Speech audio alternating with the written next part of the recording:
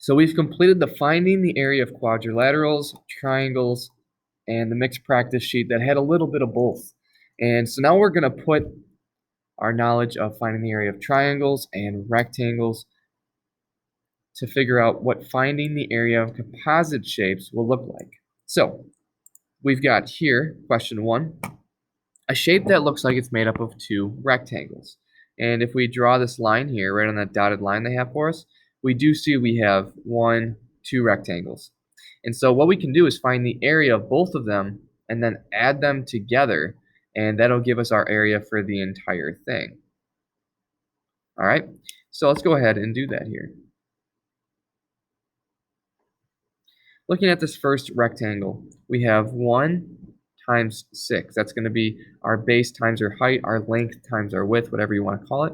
That's going to give us 1 times 6, gives us 6 meters squared.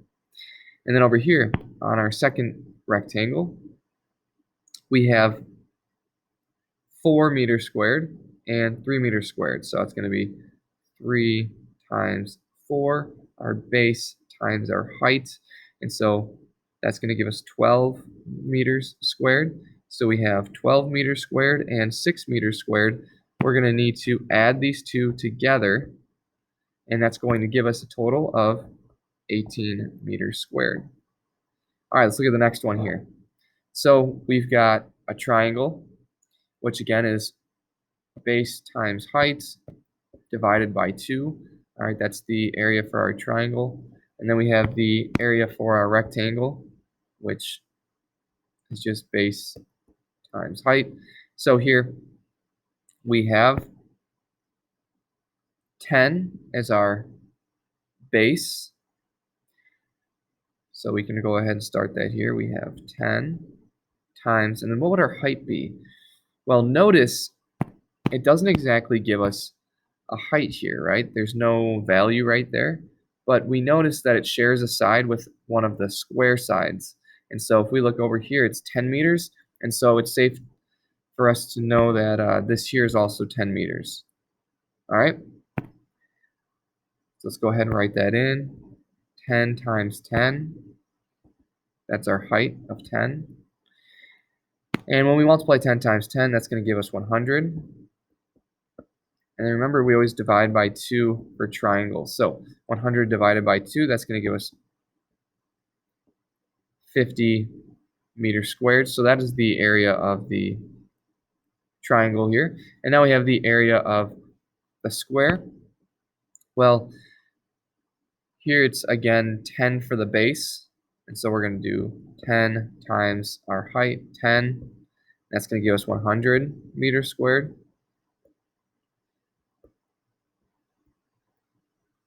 And then when we go ahead and add our two areas together, so 50 plus 100, that's going to give us 150 meters squared for the shape up above. All right. Let's go ahead and do a few more. We'll do them real quick here, okay?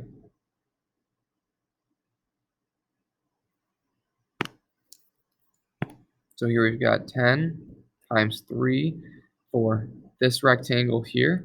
So that's going to be 30 meters squared. And over here we have 5 times 8.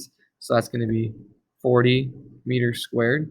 And then we do 40 plus 30 to get 70 meters squared for this entire shape on the outside.